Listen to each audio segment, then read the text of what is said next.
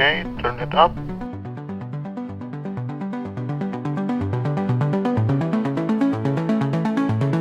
Lights.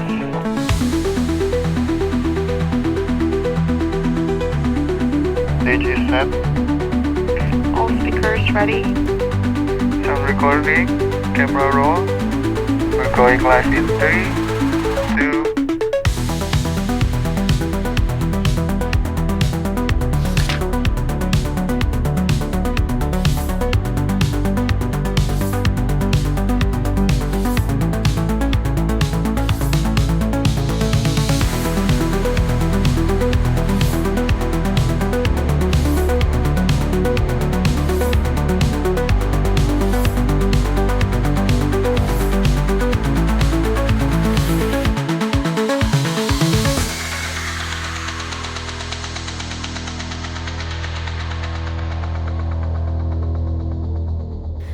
Good evening, everybody. My name is Almond, and today I am going to present to you Rising Temperatures, Rising Responsibility. And without further ado, let's start.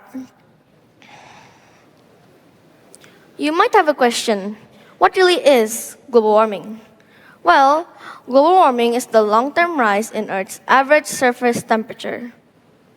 And if you see this chart over here, that spans 48 years from 1976 to 2024, you can see that the temperature really has risen by around 1 degree Celsius.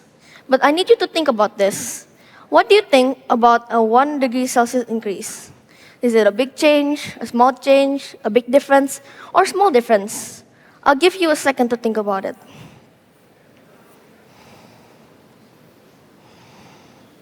Imagine Earth, mostly covered by water, around 70%, right?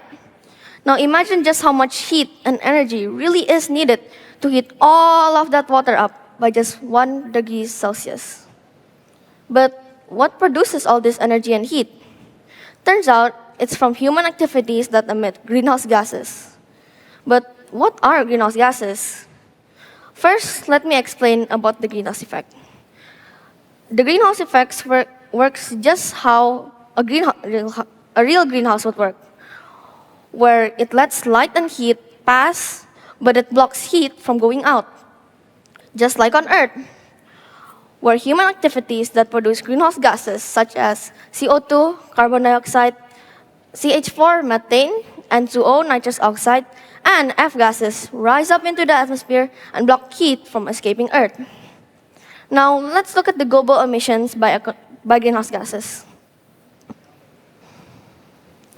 Global emissions by greenhouse gas. If you see this chart, you can see that most of the greenhouse gases in the atmosphere are CO2, fossil CO2, which is basically CO2 that is emitted through the burning of fossil fuels. It takes up around 68%. Next, we have CH4, or methane. It's usually emitted through agriculture and farming. It takes 17%. And next up, we have LULUCF CO2, or land use change, and forestry CO2, which is usually emitted through deforestation and mining. After that, we have N2O, or nitrous oxide. It takes up around 4.5%. It's usually emitted through things like farming and agriculture. And lastly, we have F gases, which take up around 3%, and are things like freon and others. They are usually emitted through refrigerator leaks or your AC. Global emissions by economic sector. If you see this chart, we can see that most of the global emissions by economic sector are from energy, which consists of power, industry, buildings, transport, and fuel production. All our daily needs. It takes up around 68%. Next up, we have process, or industrial processes like manufacturing. It takes around 9%. Next, we have AFOLU, or agriculture, forestry, and other land use, which are basically agriculture and LULUCF, or land use change, and forestry, which is basically mining and deforestation. It takes around 18%. Lastly, we have waste and other, which are things like liquid waste, solid waste, and other types of waste. It takes around 4%. Following global warming, another problem arises: climate change. With the long-term rise in Earth's average surface temperature, some disasters follow, such as changing weather patterns, intensifying natural disasters, and even raising the unpredictability of these natural disasters. Some examples of climate change include warming and acidifying ocean, rising sea level, intensifying heat waves, wildfires, droughts, and floods. Some in real life examples of these natural disasters are the recent floods in Bekasi or Sumatra, the wildfires in California, or maybe even the rising sea problem in Australia. But for now, let's discuss one that has happened last year: March 2025 flood. In the next 2 slides, I'm going to show you 6 videos, of which 3 are about the impacts of the flood near my school, and the next 3 are about the impacts of the flood near me and my family.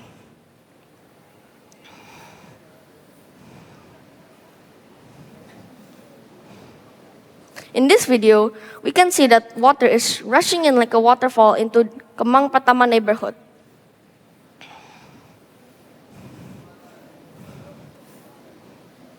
In this one, we can see that Kemang Pratama Bridge has collapsed due to the intense water pressure.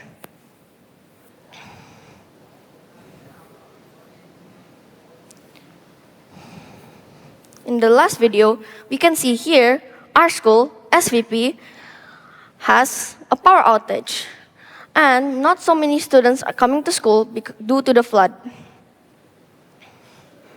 Near me and my family. These are the impacts of the flood near me and my family.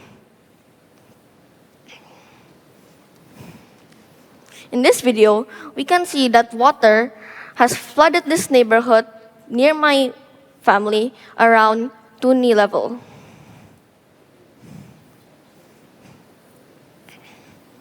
In this video, you can see that the flood waters are so high that motorcycles and cars can't leave.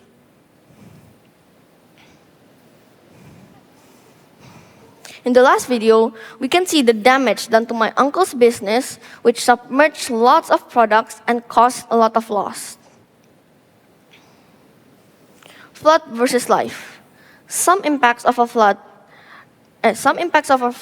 during a flood are submerged household items and vehicles.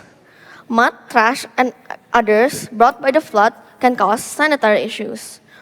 Power outages, damage to infrastructure, and unable to leave or enter the flooded area.